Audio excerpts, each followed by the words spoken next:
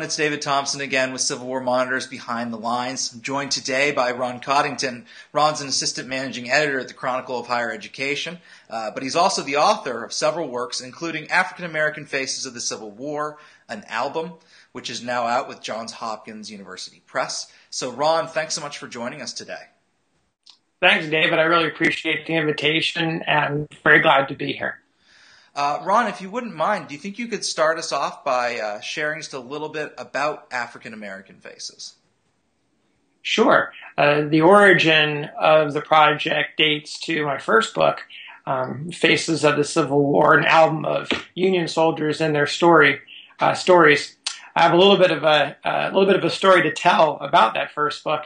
My first appearance was at the Baltimore Book Festival, a book signing in tents with a bunch of other folks, and I was quite excited. My first time author, first time out, getting my my 15 minutes of fame, and one of the first individuals that came up to the table was a woman, and she picked up the book. And I found her behavior a bit curious. She literally went through the book page by page, through the entire book, and I thought that she was going to get a copy. Instead, she handed it back to me in a very earnest way and looked me right in the eyes, and she said, there are also men of color who participated in the Civil War. And she handed me back the book and walked away. And since that time, I've always thought about her. I didn't get her name. I don't know who she is, but she inspired me. And I knew that someday I was going to do this book. And after I finished my second book about Confederate soldiers, this was a natural volume to pursue. Now, you do mention in the preface that with this work, you're taking a slightly different approach to the images in terms of where you're getting them, the types of images. And I wonder if you could just elaborate a little bit on that for our viewers. Sure. In my previous books, I featured a single format, an extremely popular paper format known as the carte de visite or visiting card. It was a French invention in Paris in the 1850s and came to the United States coincident with the start of the war, became all the rage across America. And so I thought that would make a nice way to introduce readers not only to the unique stories of the soldiers, but also give a sense of what was going on with photographic history at the time period. But with this book, one of the most often repeated comments to me from friends who are collectors and others who are knowledgeable about Civil War photography was flat out that finding images of African American soldiers that were identified, that were taken during the war, was impossible, and the numbers that I was looking for. Important to keep in mind that my first two books featured 77 Union soldiers or white Union soldiers and 77 Confederates. The number is not exactly significant other than the fact that it makes a good-sized book. So I was quite nervous about being able to find enough photos in the carte de visite format. So I thought, let me spread out a little bit and take a look at including some of the other formats that had been popular in the 1850s, but were beginning to wane, or at least be somewhat supplanted by the carte de visite. So for that reason, I included a number of tintypes and ambrotypes. Tintypes are photographs on a metal plate, and ambrotypes are photographs on a glass plate. And obviously, accompanying each of these images is the story of that particular soldier, that particular individual, I should say. I wonder, what types of source material were you drawing from in order to fill out these narratives of these individuals? Mm-hmm.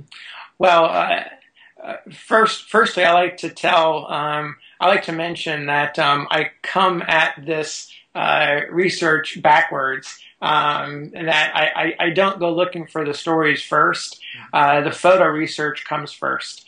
I believe that there's a very powerful connection when you can look at one page and stare into the eyes of a soldier who participated in horrific battles or survived the rigors of campaigns, and then on the other side, on the other page, be able to read the narrative of their story. So that was that's the way that I've approached all of the volumes. I was concerned about the African American research, mainly because my initial efforts into resources that I've traditionally used for my other books, the information was scant, in some cases particularly unavailable. One popular source that I've relied on in the past are county histories, which were largely published beginning in the late 19th century. And those books, with rare exceptions, have no information about the African American population. So I had to lay that aside.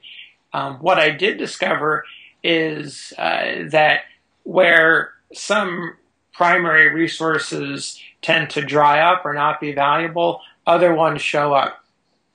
African American newspapers, very vibrant during the Civil War years, a lot of material, including letters that were written by the soldiers and republished in newspapers. Perhaps the most significant single primary resources comes from the National Archives. I relied heavily on pension files, more so than in my other two volumes.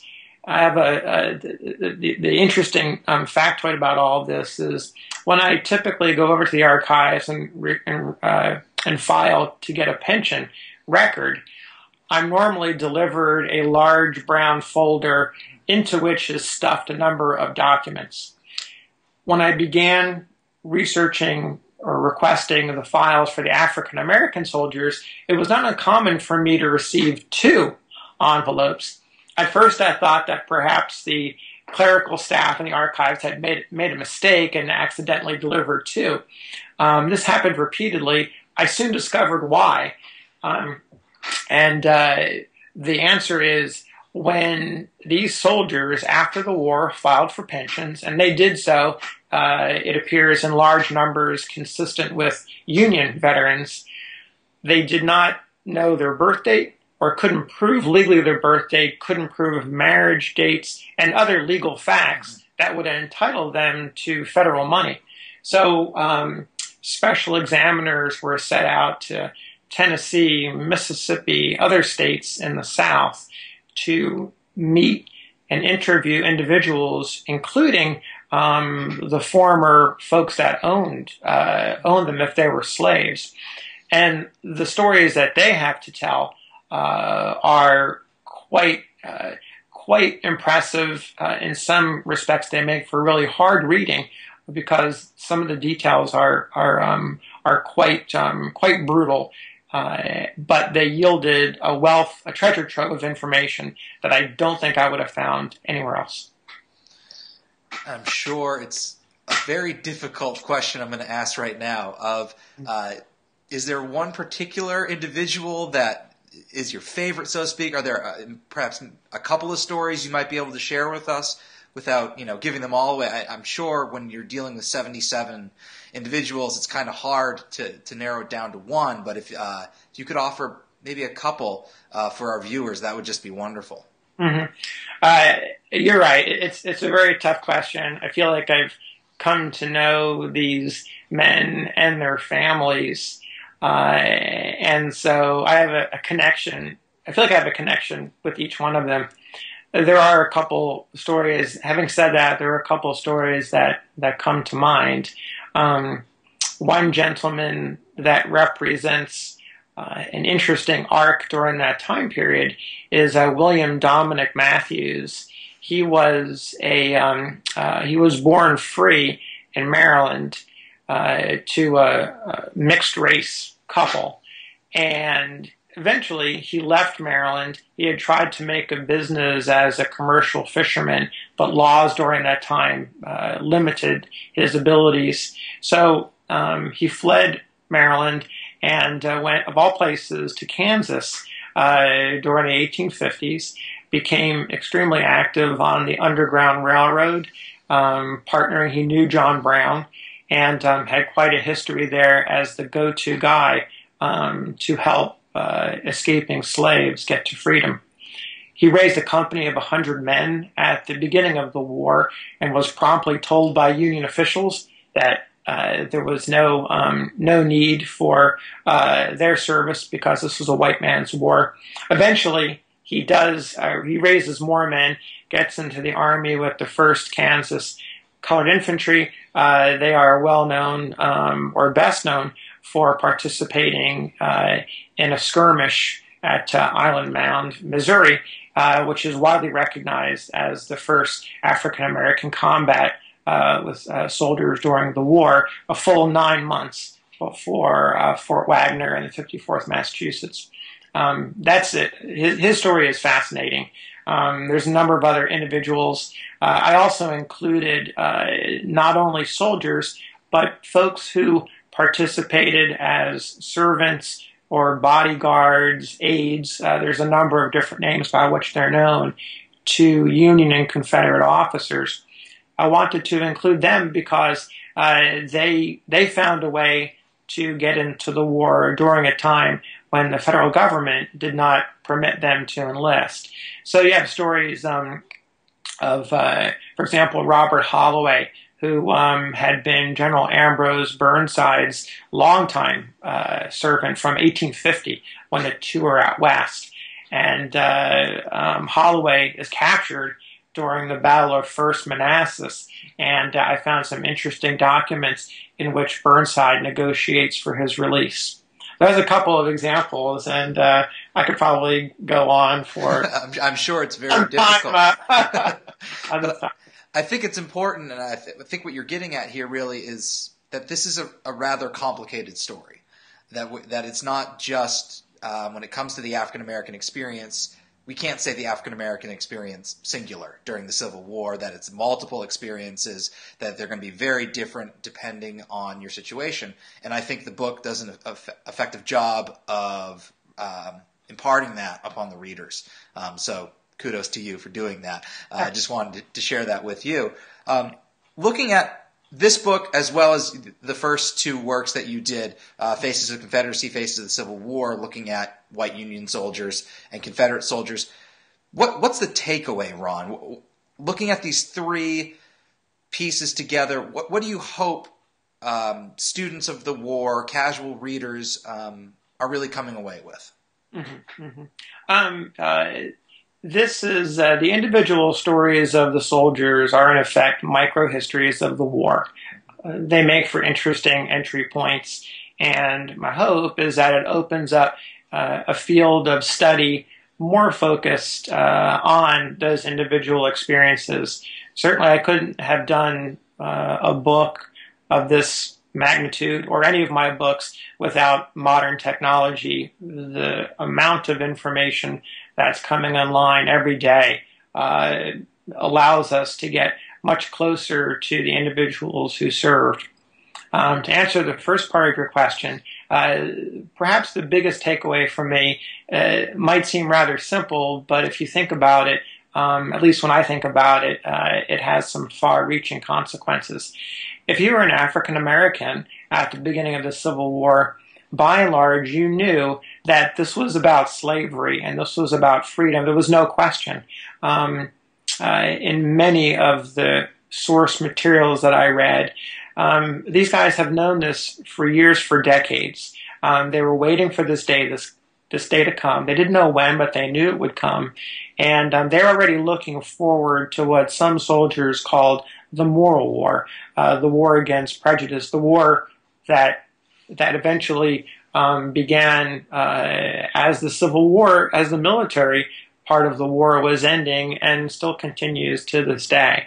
So that contrasts quite a bit when I think about the writings and materials that I have read about the white Union soldiers. They rarely talk about slavery. and this is your mainstream soldier. They rarely talk about slavery and freedom in the beginning of the war. They're talking about preserving the Union. They're talking about preserving the country that their grandfathers and their great-grandfathers helped to establish. It's only later, 1863 and after, when they begin making the connection, thanks to Abraham Lincoln and others, abolitionists, folks like William Dominic Matthews have been so active. Then the message becomes larger. The mission becomes bigger.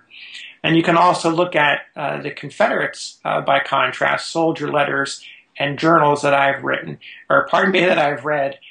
What they're doing is they're talking about slavery too, but in a much different vein. They want to preserve their economy. They want to preserve their sense of who they are and their culture as well. So very different perspectives.